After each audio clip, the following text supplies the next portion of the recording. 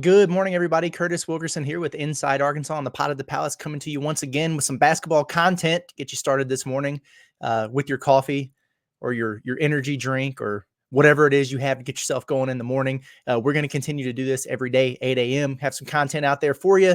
We're going to take one final look back at this Kansas exhibition before we turn the page because Arkansas's got to gear up for a road challenge against TCU on Friday. But we've talked a lot about how well Arkansas performed in this exhibition game against Kansas, and rightfully so. They were awesome. So many positives to take away from that. But we do know it was the first dress rehearsal.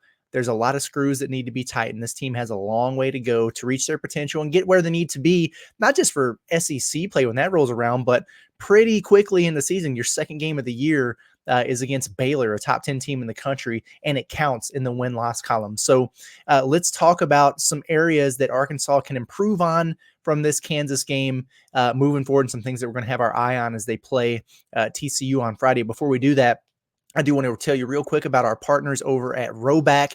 You got to go check them out. If you're looking for some gear, they've got Razorback gear. And if you want high quality, high grade stuff that feels good when you wear it, it's comfortable, it's cozy, Razorback is the place to go. And you have to get Razorback gear. You can, though. I would if I was you. But man, maybe the change of season's getting to you. It's cooling off a little bit outside. You want to get one of their performance quarter zips, performance hoodies. Those things are awesome. Maybe you need a nice polo shirt for work. They've got that.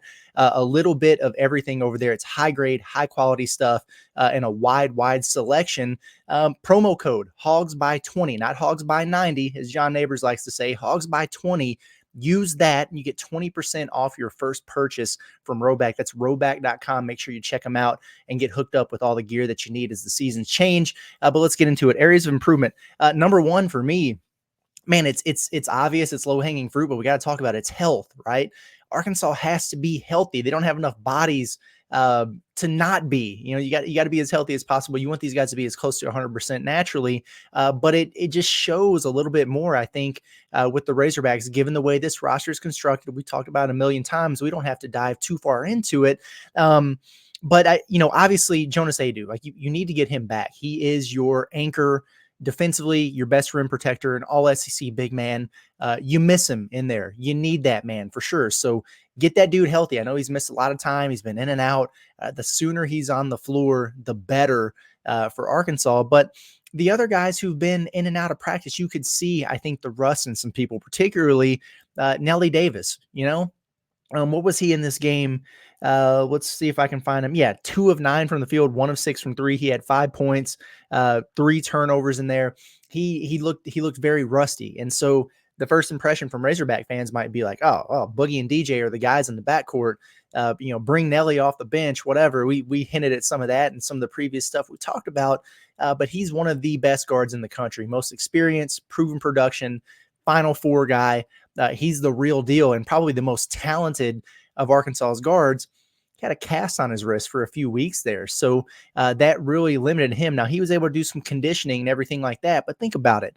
Ball handling, shooting, everything like that, he just hasn't been able to do. And you could tell that he was trying to knock off some of the rust in this Kansas game.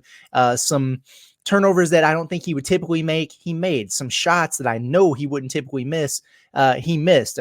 He's a 40% 3-point shooter. I don't think he's going to go 1 from 6 out there too often, especially when you're dealing with a wrist, right? That's the biggest part of your shot and your shooting form. And so getting him back into a rhythm and a routine, and then also back into the flow of playing with those guys out there, really important. But then other dudes who have been in and out as well, maybe it impacted their conditioning a little bit. And then also, like we talked about, the further along Arkansas can be in terms of on-floor chemistry, the better. But I think about guys like Adu Thiero, Trevin Brazil, who were just fine in this game, but we know that they've got more in them than maybe we saw. Those are guys who've been in and out and banged up at practice. So getting Arkansas healthy is going to be really important. It's going to be something to monitor, I think, the rest of the season because you do have a pretty short bench in terms of guys you can really count on to contribute. And so how are they going to balance, being physical in practice, preparing for these games and these opponents, improving behind the scenes, behind closed doors, with ensuring that these guys are rested and fully healthy. So we'll have to keep an eye on it. 3-point shooting, obviously, is going to be another thing that people talk about. I know a lot of people saw that 6 of 24, 25% and went, Oh boy, here we go again. Like, are we going to have to deal with this like we did for the last 5 years or whatever under Eric Musselman? No, you're not. Arkansas is going to have to improve there naturally, but I feel very, very confident they will, and that's going to come very soon. I'm not sweating it with the 3-point shooting. If you look at it, and I'm telling you right now, Boogie Flan, John L. Davis are going to be your two best 3-point shooters this season. When it comes to the combination of volume and percentage, those two guys combined to go 2 of 12. That's not going to happen too often. It's really not, especially with a guy like John L. Davis. We just talked about his wrist and how his shooting form is probably impacted a little bit right now. He'll hit his stride there. Like I said, I don't think you're going to see too much of that from those guys. Carter Knox was 0 of 2 in this game. And now I don't think he's going to be a guy who, shoots at 45% from three or anything like that, but he's got a smooth stroke out there, and he's been working on it diligently. Thousands of shots a week extra outside of practice. I mentioned at the tip-off tour, he's out there 45 minutes early working with Brad Calipari on just fine-tuning his craft, his form, shoulders squared, feet squared, everything like that. He's going to be able to provide you with some 3-point shooting there. DJ Wagner, 2 of 4. That was good. Big Z, 2 of 5. Great. But we didn't see any 3-point shooting out of Trevin Brazil in this game either. We know that's a big part of what he brings to the table there. So I've changed my tune a little bit, and I understood why people said this, because there wasn't a lot of proven 3-point shooting at the college level, but we've seen enough now to where I don't think this is going to be a team that just absolutely lights it up all year from behind the arc like Kentucky did last year. I think they're number 1 in the country in 3-point percentage or whatever, but I don't think it's going to be a liability by any means from Arkansas. This strikes me as a team that should be able to shoot 33% or higher from three as a collective unit, and have more volume than they've had in years past. It's been 5-6 makes per game. I think they'll be up over 8. And so we'll see if I'm right. I'm not sweating it, but it does need to improve from the Kansas game. Cal mentioned rebounding after the game. I went and looked at it. They were -2 in offensive rebounds, -1 on the glass overall against Kansas. Neither team had their center. I don't know that I would say rebounding necessarily so much as like, what do we want to call it here? Rim physicality, maybe is what I would go with. Jonas Adu obviously helps with that. I mean, he is your anchor, your enforcer down there underneath the rim, but you can get that from other guys too. I would like to see Arkansas punish people a little bit more in the paint. The paint ain't sweet in Fayetteville anymore. You can't have that. So a little bit more physicality, toughness in there. From a rebounding standpoint, I did think they probably did leave some on the table. Instead of tipping balls out, go up there and grab it and secure that thing strong, chin it, get those elbows moving. It's the coach and me thinking here, but just a little bit more toughness around there and securing those boards. I know, Big Z had a hard time in this game of he would get the rebound and come down with it, but he was a little bit soft where they were swatting down at him and poking that ball out before he can even get the outlet. That's another thing. It's one thing to get the rebound on the stat sheet, but if it doesn't turn into a possession on the other end of the floor, well, then what good did it really do you? So I think they could improve on the physicality in there, and hopefully they will. And again, once Adu's in there, I really don't think it's going to be much of an issue for them. Turnovers could be another issue that you point to. The 13 in the game against Kansas, that's really not that bad, all things considered, for your first outing there with a new team. But the 10 in the second half, and that's what Cal was really kind of lamenting on afterwards. You can't have that for sure. And so what do you immediately think of? Like, oh, they had triple the amount of turnovers in the second half as they did in the first. They were tired.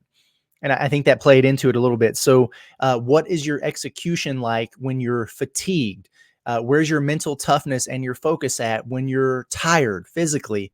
So things like that. And again, some of them were Z getting, stripped there after grabbing a rebound 90 feet from your basket. You don't want that. I thought some of it was John L. Davis was pressing a little bit to try to get himself going, tried to force some things, tried to get some calls, didn't get it, had some turnovers there. I think both of DJ Wagner's were early on where he just kind of got caught up on the drive. Boogie Flan honestly did really well. He had 2 turnovers in this game, but one came very late. So for large portions of that game in a tough matchup, he only had 1. So yeah, I think some things to clean up, especially when you're tired. And then kind of in that fourth quarter when they were getting pressed a little bit, some confusion on where to inbound the basketball and everything. That's part of the process with a brand new roster. That's something that'll get better, but it is an area that they probably want to improve on, no doubt about it. So those are kind of 4 things that I thought, we'll kind of keep an eye on and see if Arkansas just continues to progress, with this TCU game on Friday, the opener against Lipscomb, and moving forward. And then obviously we could talk about individual play. Like, Nelly Davis is going to be better. Thiero, once he gets back into the swing of things, is going to be better. Although I thought he impacted the game in a lot of ways, just not scoring. He had the one dunk, which was emphatic, but that was pretty much it from an offensive standpoint, flying around defensively. That. Carter Knox, I thought he was mostly solid, but he has the potential to, I think, really, really pop. And if he's going to be solid, that's great, but I think he's got some pop factor to him. So a little bit there. Billy Richmond, game needs to slow down for him a little bit. We could go on down the list. Brazil could have done more with his time out there for sure. All those things are true. So individual improvement and performances you'll look for. I have a feeling on Friday that you might not get quite as much from Boogie and DJ, but then other guys will be able to step up their game and pick up some of the slack there. But overall, man, just a great performance, a lot to be encouraged by, a lot of things to work on. And really the biggest takeaway there is it's real. Basketball season is officially here.